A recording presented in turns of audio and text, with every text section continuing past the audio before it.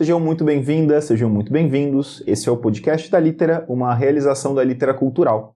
Eu sou o professor Vitor Valente e toda semana você me encontra aqui, batendo um papo com alguém, e essa semana é com alguém. Estou aqui com os psicólogos da Litera. Estou aqui com o Lucas.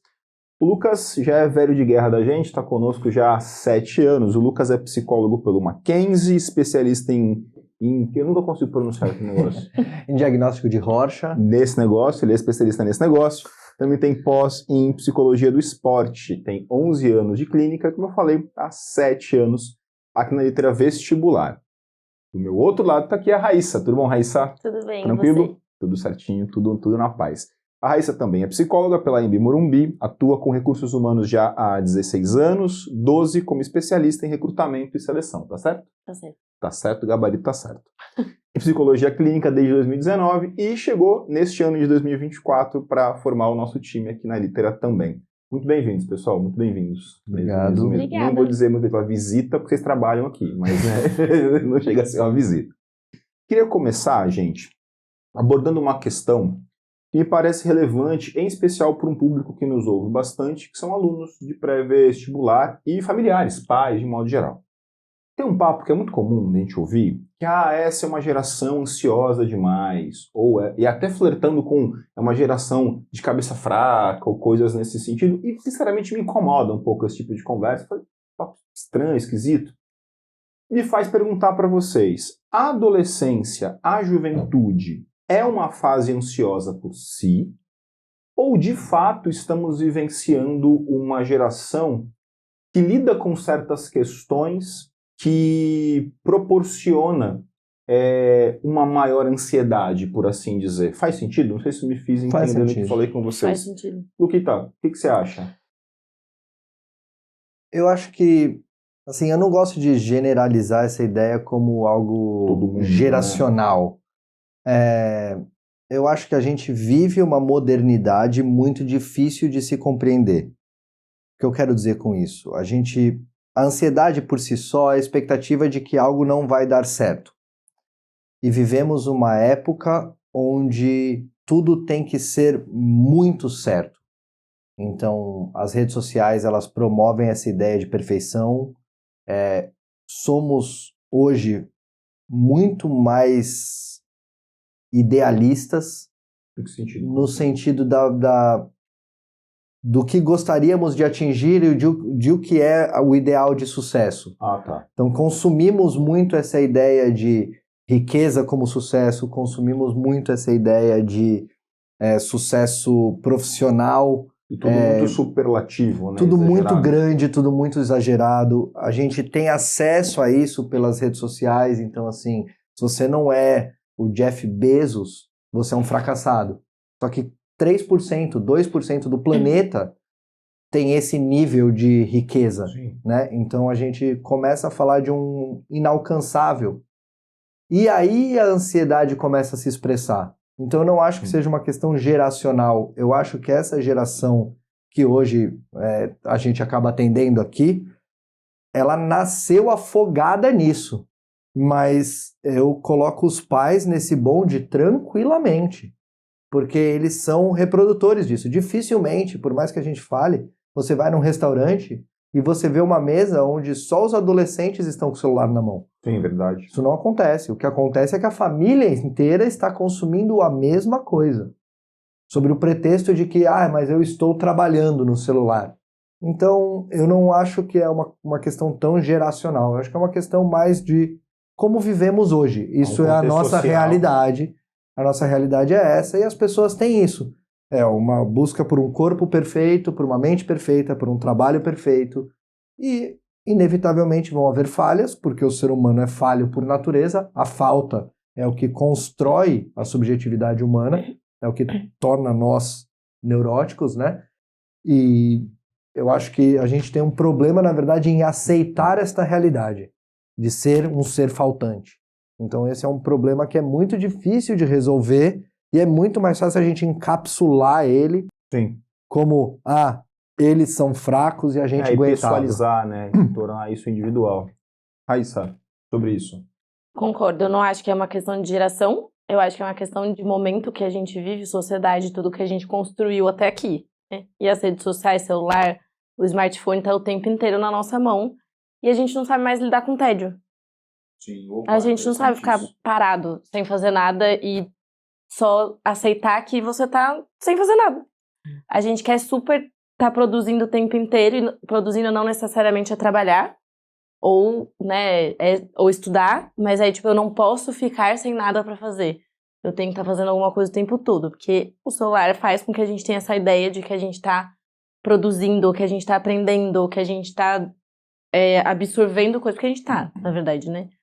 Eu acho muito louco, eu acho muito perversa essa ideia de que o tédio é ruim, né? De querer uma coisa ruim. Tô gostosinho, fazer nada, né? Muito louco isso, né? É muito louco. É assim, eu lembro de uma psicóloga minha falar uma vez que os nossos avós ficavam na janela vendo o carro passar. Tipo, quem faz isso hoje? Né? Era o TikTok deles, era carro passando. Ninguém faz isso hoje. Você não tem paciência pra ficar vendo a vida acontecer, porque parece que se você tá vendo a vida acontecer, você não tá vivendo.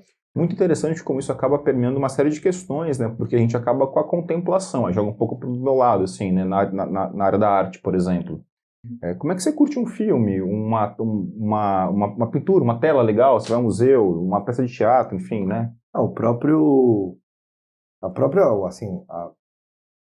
Esse vício que a gente criou com séries não é só um vício. Foi uma percepção da indústria cultural de que era melhor você picotar um filme Sim. e garantir essa audiência mais recorrente. E aí tem a ver com isso, né? Tem a ver com essa ansiedade, a vontade de chegar no fim. Então, tem hábitos nossos, tipo maratonar uma série, que são hábitos ansiosos por natureza. É o que a gente faz. Faz sentido. Eu preciso. Então, eu tive um paciente, alguns anos atrás, que ele tinha uma dificuldade em finalizar ciclos. Então, ele fazia faculdades, mas ele não se formava. Ele fazia cursos, mas ele não pegava o certificado. Não. Ele via séries e não via o último episódio. Caramba. Mó barato, né, cara? Eu chamo de doidão. Exato. E aí é um pouco isso. Era essa ansiedade de que o que eu vou fazer quando aquilo acabar? Eu perco aquilo quando ele acaba. Com o que eu preencho aquele espaço daquilo que eu encerrei o ciclo? Nossa. Uma dificuldade de perder muito grande, né? De deixar ir. Então, assim, ele se apegava a tudo. Então, pra ele, a vida perfeita é, sei lá, um monte de série de 20 temporadas. Sabe? Se eu não vejo o último episódio, ela fica eterna, né? Ela dura para sempre. Mas, ainda dentro desse campo da modernidade, né? Do agora e tal, a área de vocês está um pouco na moda, né? Tá pop. Acho que mais do que na moda, ela tá pop, né? Há uma profusão de profissionais o psicólogo de Instagram, né? É uma questão hoje. Em que pese o fato de que eu acho que eles têm bons trabalhos feitos em rede social, não fazendo consulta em rede social, mas acho que é um trabalho até de esclarecimento, acho que quando o profissional se propõe, né? De informação, que eu acho que é muito legal. Mas nós temos psicólogos hoje que são ícones da cultura pop. De cabeça me vem o Christian Dunker, lá da USP, professor da USP, o canal dele é gigante e tal. Se você não conhece o canal do Dunker, olha lá e tal. Mas o cinema pegou isso como um tópico também de vez. De cabeça me vem dois exemplos, né? O Divertidamente 2, que vai trazer a ansiedade como um personagem, inclusive como peça central da campanha de marketing. A campanha de marketing do filme trouxe isso muito forte. E recentemente, eu não sei quando você vai assistir esse episódio, mas para mim, recentemente eu fiquei sabendo e encarei com um enfado completo a notícia de que vai sair o Toy Story 5. Vai ter o Toy Story 5. E eu estava completamente desinteressado no Toy Story 5 até saber, não sei se é verdade ou não, mas que o vilão entre aspas, do Toy Story 5 serão as telas.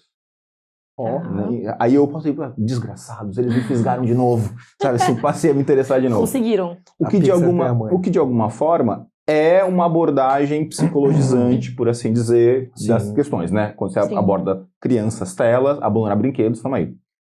Queria saber de vocês, começando por você, Raíssa, o que você pensa desse momento? Você acha que está banalizando um pouco a coisa ou não? Isso é importante? Ajuda a divulgar um pouco mais a área, as pessoas... acho que da pandemia para cá houve uma sensibilização maior em relação à importância de terapia. A própria área tem sido mais buscada, né? Os nossos alunos aqui buscando a área aumentou pra caramba da pandemia para cá. O que você pensa disso, cara? Eu acho que, de forma geral, é bom, né? Tudo, é que nada na vida é 100% bom ou 100% ruim, a gente, né? Você tem sempre o lado bom e o lado ruim. Mas eu acho que tem o lado bom de que é isso, traz informação, traz conhecimento. Eu acho que a chave da vida é conhecimento. E a terapia é autoconhecimento, né? É você aprofundar dentro de você as suas sombras, o que você não olha no dia a dia, o que você tem medo de olhar. Então, ter a divulgação, de alguma forma, sobre o que é terapia, né? Tirar esse preconceito, porque tinha muito preconceito antigamente, né? Se eu faço terapia, eu sou louco. E, gente, não, né? Terapia... Aqui eu via muito no contexto de alunos, muitas famílias, né, não querendo, se negando, botar um moleque em terapia e tal. E a internet, ela traz essa coisa mais palpável mesmo, mais real, né? Isso não é errado, isso não é ruim, então isso é bom. Mas, lógico, também tem as coisas ruins, que é, tipo, tem gente que sai falando um monte de coisa por aí sem nenhuma base, sem nenhum estudo. Então a gente precisa sempre fazer filtros. Mas o cinema, eu acho que é muito... É que o Divertidamente, por exemplo, ele já não é mais um filme de criança, né? É um filme disfarçado para adulto, que ele fala que ele vai levar a criança dele, mas ele vai ver o filme e tentar lidar um pouco com a ansiedade dele. Mas é um filme que eu acho que faz a gente entender um pouquinho mais de como funcionam as nossas emoções. Uma das coisas que mais acontece no meu consultório é as pessoas não saberem sobre as emoções dela, nomear o que elas sentem. Uma dificuldade de nomeação mesmo. É uma dificuldade de nomeação mesmo. E quanto mais velho, mais isso acontece. Então, eu acho que o Divertidamente e o Toy Story, enfim, né, eles trazem um pouco essa vontade das pessoas entenderem um pouquinho mais sobre as emoções que elas têm. E quanto mais a gente souber sobre as nossas emoções, melhor a gente lida com o nosso dia a dia. Mas você não acha, Raissa, já passo para ti, Lucas, mas você não acha, Raissa, que isso pode trazer como efeito colateral? E digo muito porque, né, acompanho a molecada de sala de aula. E uma coisa que me preocupa bastante, que é essa questão da necessidade do desejo do laudo. Sabe essa molecada assim, né? A patologização da vida. Da vida. Né? Eu quero ter um laudo. Não gera um pouco isso? É que nem quando a gente era criança que a gente queria pôr aparelho fixo. É isso. Todo mundo queria pôr aparelho fixo porque a maioria tinha, enfim. Mas, de novo, aí é muito da estrutura familiar, de como a gente aqui vê e observa esse tipo de coisa. Acaba que vira uma modinha, né? E eu quero ter ansiedade diagnosticada porque aí eu faço parte. Sim. Mas aqui também hoje quem não tem ansiedade, né? Algum nível de ansiedade. É o que a gente estava falando antes, né? A sociedade que a gente vive hoje coloca a gente... Ela produz esse tipo de sofrimento. Nesse lugar de querer. A ansiedade do trabalho é o primeiro passo ao burnout. Sim. Que é a ansiedade do jovem, do adulto legal, né? Tipo assim, então, o CEO da... É super cool ter tido um burnout, né? Exato, sabe? Tipo assim, pô, quem não teve um burnout aqui, os Faria Limer e tal, pá... Tem que ter burnout pra ser de fintech, tá ligado? É legal, Sim. É maneiro. É tipo quase beach tênis e burnout, tá ligado? Anda meio lado a lado. Então, assim, eu acho que, assim, tem uma história que eu acho interessante de contar, que eu acho muito engraçada, que aconteceu justamente no cinema, vendo Divertidamente 2 com os meus filhos. Opa. Adoro. Que eu fui ver, porque eu queria ver. Isso é lógico. Inclusive, fiz o trabalho de... mostrar Divertidamente 1 pra eles antes. Eu quero deixar muito claro que eu fui muito mais carudo, eu fui com a minha mulher, entendeu? Então, assim, não levamos uma criança a tiracolo como álibi pro nosso desejo. E aí, te digo a cena, porque a cena foi muito interessante. Porque eu tenho o Benjamin, com 3 anos, e a Laura, com 5, vai fazer 6 semana que vem. Ambos no cinema ficam muito comportados. Eles gostam muito de ir ao cinema e eles, por mais que em casa...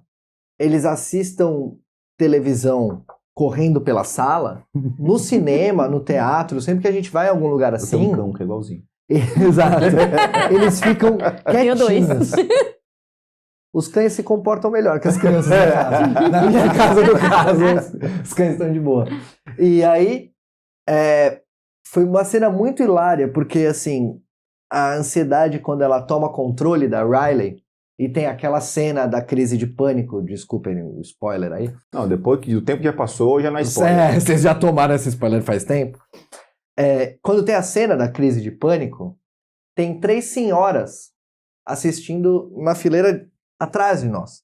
Então estão as 3 aqui, e aí uma vira para outra e fica, não é assim?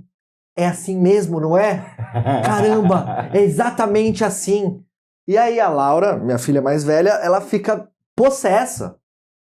Porque estava atrapalhando. É um momento de clímax. Estava atrapalhando a experiência dela. E ela vira pra trás e mete um chiu, assim, nas 3 senhoras. E volta a assistir o filme. Eu amei. E aí, é um pouco dessa experiência, assim. Por mais que o Divertidamente seja um filme que não era pra eles, eu acho que traz um aprendizado muito grande pra eles. Sim. Porque a Laura, ela depois veio me questionar sobre, por exemplo, o que que estava acontecendo com a Riley naquela hora? Legal. Por que ela estava travada? Você acha que de alguma forma os prepara? Eu acho que habilita... Para não deixar de ser inédito, sabe? Eu acho que habilita essa percepção do que são as emoções. Porque os filmes, os desenhos de forma geral, por mais que a gente vilanize a tela, e aí eu vou fazer uma aspas que, assim, até como pai, às vezes a gente precisa desse recurso, porque às vezes você está simplesmente cansado e você só quer comer em paz, Sim. e é um recurso maravilhoso. Às vezes dá o Sim. celular e a criança fica quieta por meia hora, você fala, pô, maneiro. Massa. Eu consigo entender quem fica dependente desse recurso, Lógico. né? Tipo, é uma ferramenta excepcional, ela é tão boa que ela se torna... Ela é funcional, ela funciona. Ela se torna um vilão depois. E aí que é o problema, né? Ela Exato. funciona tão bem que, né? Que é exato, que você vai desistindo, né? Sim. Então, assim, é que nem você virar ou fazendo um paralelo um pouco abrupto, né? É o Ozempic. É mais fácil tomar Ozempic, é mais fácil fazer dieta e academia. Sim. Então, assim, as coisas não ficam famosas e populares à toa. Uhum. E acho que ambas as coisas, elas trabalham muito numa ideia de um momento muito imediatista. Sim, da né? velocidade, da ansiedade, do resultado Mas a eu entendo qualquer o que você custo. coloca, assim. É claro que numa medida correta, ter meia hora de paz é maravilhoso, né, cara? Ter agora, deixar 6 horas, pô, o moleque chegou da escola, você joga o celular no peito dele e fala, se vira aí. Ou Aí. videogame, fica o dia inteiro aí jogando Exato, aí videogame, existe não, uma né? negligência. E eu acho, você falou do Toy Story, eu não sabia, mas eu achei um ponto muito interessante, porque assim, os meus filhos param tranquilamente de ver TV se eu topar brincar com eles. Sim. Tranquilamente. Eles vão tranquilamente largar. O Benji vai pegar, os carrinhos dele vai virar pra mim e vai falar assim, quer brincar? Bora. Eu vou falar sim, ele vai ignorar. Você pode deixar o que você quiser rolando na TV que não vai pegar ele. Então, assim, o estado lúdico da brincadeira ainda é muito mais valioso. E isso é inevitável. Assim. Boa. Nesse meio aí, queria jogar um pouco, pessoal, pro nosso contexto, para a questão do jovem na fase de pré-vestibular. Você que está ouvindo a gente, seja em casa, nos assistindo, ouvindo enquanto você faz a sua corrida, faz a sua coisinha, se todo mundo pressupõe o óbvio, né? É um período que suscita um pouco mais essas questões. Sim. É possível um pré-vestibular sem ansiedade, sem doses cavalares de ansiedade, Raíssa? Sem nenhuma, não. Não tem como. Não, porque é uma avaliação, né? O vestibular não deixa de ser uma prova, é uma avaliação. Você está Claro. sendo avaliado pelo seu conhecimento para entrar naquele curso, naquela faculdade específica que você quer. Então, a partir do momento que a gente é colocado no centro como sendo avaliado, a gente vai querer superar essa expectativa. Sim. E isso vai gerar ansiedade, porque é o que o Lucas falou no começo, né? É o não posso errar. Sim. E o vestibular é muito isso, não posso errar. Porque se eu errar, eu não pontuo. Se eu não pontuo, eu não entro. E eu acho que é diferente da questão da escola, em que há provas, né? Sim. E acho que há duas diferenças, pelo menos que me parecem, somem outras, mas acho que tem duas que são muito marcantes. A primeira delas é que na escola as provas são seriadas, você vai tendo provas ao longo do processo. No vestibular é um ano inteiro de trabalho, né, para que essa prova aconteça de maneira única lá no final. Acho que esse é um ponto, né, Sim. importante. E uma segunda questão é a pressão que se coloca sobre, assim, toda a sua vida nessa prova, a escolha determinante, né? Sim. Sem pressão nenhuma, mas toda a sua vida, né? Acho que esses Do dois que elementos... você vai fazer daqui para o resto da sua vida. Quase uma sentença, né? Assim, que já era. Deve ser um peso danado isso, né? Eu entendo isso assim, são dois pesos. É a decisão do curso, Sim. que é um problema que a gente enfrenta aqui, muitas vezes, né? As pessoas Sim. querem mudar de curso, as pessoas não têm certeza. Ah, mas e se eu não gostar? E aí, assim, a resposta mais verdadeira que eu posso dar é troca. Sim. Né? Sim. Você pega ali, ah, mas eu comecei a fazer uma faculdade e eu não gostei. Legal, troca.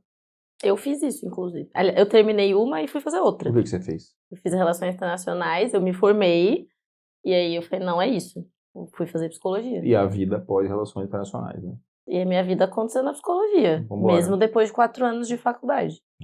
Ao mesmo tempo, é muito compreensível que um moleque, uma menina de 17, 18 anos de idade, olhe para isso como um medo gigante, né? Uma ideia de falha, talvez, né? Eu não soube escolher e tal, tenho que escolher agora, né? O buraco da falha é o grande mistério da coisa, assim, sabe? Se a gente fosse reduzir ao máximo aquele livro famoso, que ficou muito famoso pelo vídeo da Juju, Sim. A Parte que Falta, Sim. é um livro que, assim, ele aborda exatamente isso. A falta vai ser necessária, né? Tipo, psicanaliticamente falando, a falta é o que te torna um ser, um sujeito. Até então, você não é. Então, a necessidade de contemplar isso é muito difícil.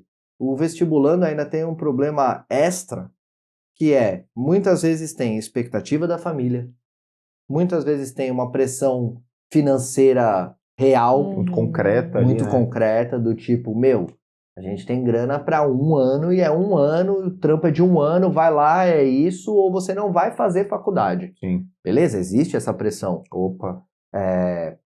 Tem pressões também que são extremamente fantasiosas, ou seja, mas eu preciso passar na faculdade tal, porque foi a faculdade que meu avô fez. As pressões autoimpostas, né? Exato, e até várias vezes herdadas, viu, Vitão? Muitas vezes herdadas. Sabe, tipo assim, o meu avô fez Pinheiros, aí meu pai não conseguiu. Nossa, e foi sim. zoado a vida inteira pelo meu avô, porque ele não conseguiu, ele era o frouxo da família, tá ligado? Sim. E agora é minha vez. Eu preciso recuperar todo a dignidade domingo, exatamente, eu preciso ser eu, o Braveheart lá, né, o Mel Gibson, eu vou liderar a Escócia.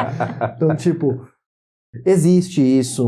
Existe também o sonho fantasioso de que a faculdade tal vai te levar para um futuro brilhante, qualquer outra faculdade vai ser desgraça, desonra para tu, desonra para tua família. Isso, Mushu, né? Para quem não pegou a referência. Isso. Eu amo essa referência. Então, assim, existe tudo isso, existe essa noção de que, assim, por exemplo, vamos trazer para um exemplo que é bem concreto nosso. Por que a gente vê o aluno, quanto mais anos de cursinho, mais ansioso? Porque além do tempo dedicado, colocado, investido ali. Exato, ele tem uma certa realidade naquela falha, porque ele já falhou outras vezes, por N motivos. Então, o que eu gosto de dizer, assim, para você que é vestibulando ou pai de vestibulando, tente sempre encarar 1 ano de cada vez, uma prova de cada vez. Aquela é a sua única prova naquele momento. Porque o que vocês mais fazem é ignorar o estado de prontidão. Vocês acham que aquele Lucas que fez a prova de 2020 e errou é o mesmo Lucas de 2024. Porque você está no mesmo lugar, você está na mesma situação. Mas o eixo espaço-tempo é uma realidade universal. Então você tem que lembrar que por mais que você esteja aqui, você foi avançando no tempo. E eu acho muito, Raíssa, já jogando para você também, eu acho muito, muito pobre essa ideia binária entre só sucesso e falha. Sim. Sem você entender o tanto de progresso, o quão mais próximo você chegou, né? E assim, o moleque tá, sei lá, 2, 3 anos ali estudando. E eu não passei essas 3 vezes, mas o quanto você está mais próximo de ser aprovado. Eu entendi que é óbvio que a meta é passar, e que não passar é sempre ruim. Mas calma, há um processo. Sim. Por isso, Raissa, beleza, o aluno ele vai estar ansioso, é parte do que é o processo. Mas, na esteira do que o Lucas comentou, como minimizar, para o aluno, ele, assim, né, esse menino, essa menina, o que essa pessoa pode fazer para minimizar e ter um ano um pouco mais tranquilo? O primeiro é tentar trabalhar sempre com a realidade, né? Então, assim, eu sei que tudo que ele falou é real, né? Parece real na cabeça deles. Pai, se eu não fizer, se eu não passar, vou ser um fracasso, eu sou ruim, minha mãe me odeia, meu pai me odeia, enfim, sou desonra. Mas isso não é a realidade, né? Então, o que eu tento sempre fazer quando eles vêm falar comigo é falar: qual é o pior cenário se você não passar? Que isso traz pra realidade. O que vai acontecer? O que vai acontecer? O que vai acontecer se você não passar? O que é a pior coisa que vai acontecer? E nunca vem uma pior coisa. É sempre, vou fazer mais um ano de cursinho. Eu vou entrar na outra faculdade, não nessa. E Eu aí, vou escolher um outro curso, que eu também gosto. traz eles pra realidade que é, esse cenário catastrófico, ele não é verdadeiro. Legal. Ele pode não ser o que eu queria, o que eu idealizei, mas ele não é catastrófico. Meu mundo não acaba, minha vida não acaba. E aí, lidar com a realidade atual, que é, fiz um progresso, eu estudei, eu sei mais, eu tenho condições de conseguir continuar estudando. Porque quanto mais ansiedade, pior vai ser pra estudar. Claro. Que é isso, né? Quanto mais a gente estuda sem estar ali no presente momento do estudo, você não absorve nada. Sim. E de que maneira, eu acho importante, porque provavelmente pais e familiares nos assistem e nos ouvem agora.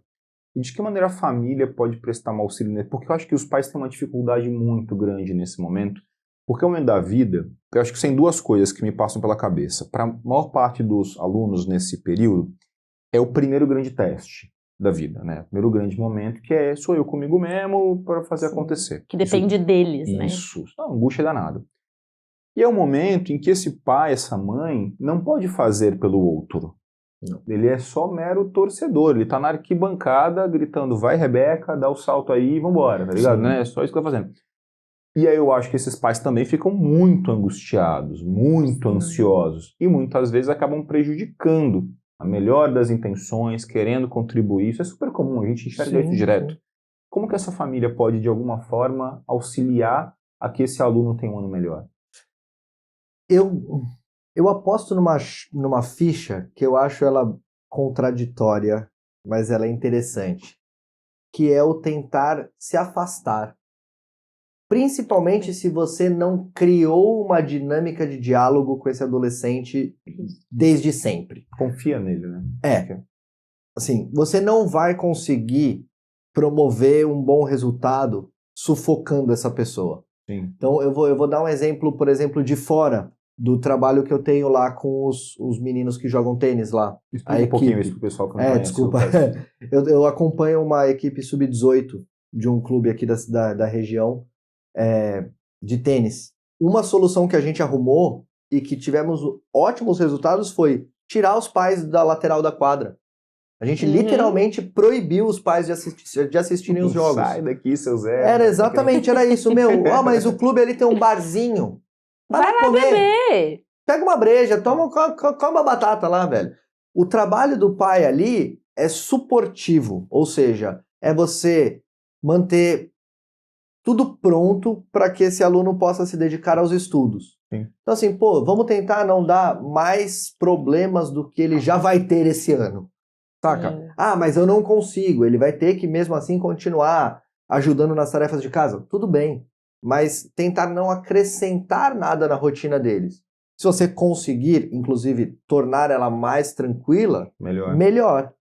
De resto, normalmente é tirar a mão. Se você construiu uma relação com seu filho forte o suficiente, você sabe que quando ele precisar, ele vai estar aí. Sim, Raissa. Eu concordo 100%. Acho que é isso. Se você já tem uma relação que é próxima, você sabe que quando ele estiver preocupado, ele vai levantar a mão e falar: pai, mãe, socorro aqui, hein? Me ajuda, vamos conversar.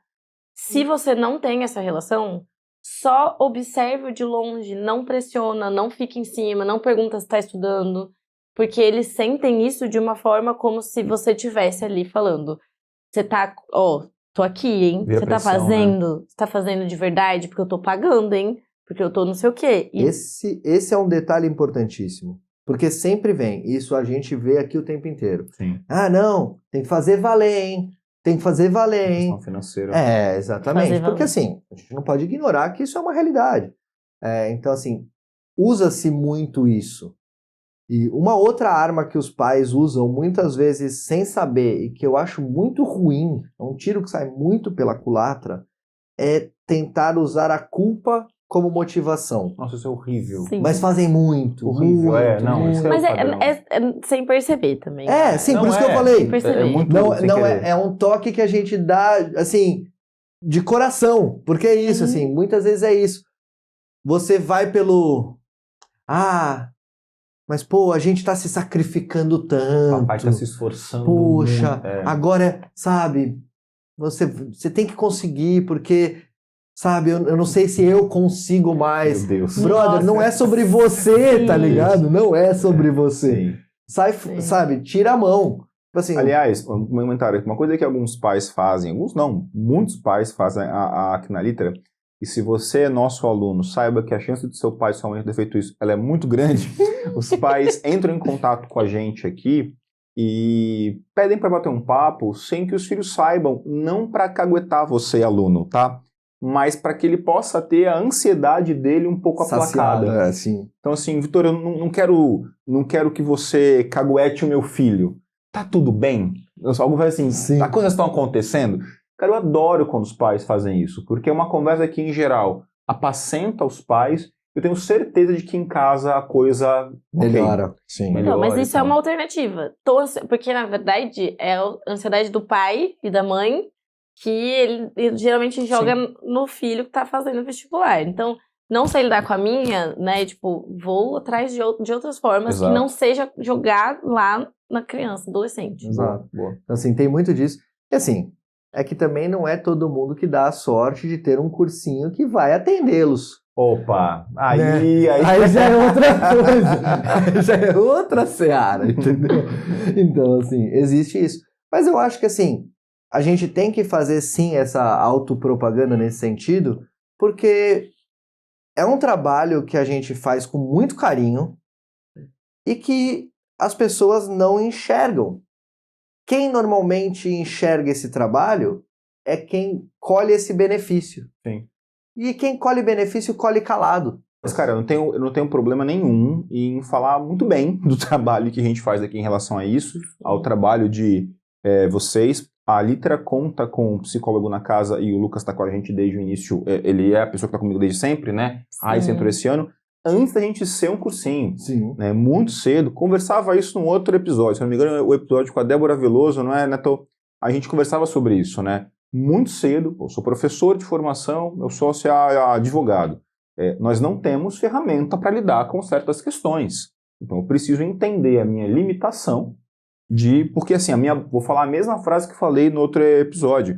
A minha boa intenção pode prejudicar um aluno, Sim. pode prejudicar uma família. Sim. Então é importante que eu me cerque de pessoas com preparo para isso.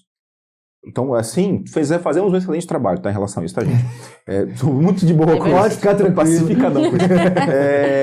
Gente, caminhando para a gente encerrar o nosso papo, volto para o começo dele. Há um crescimento muito grande pela procura pela área em que vocês se formaram. A psicologia tem visto um boom.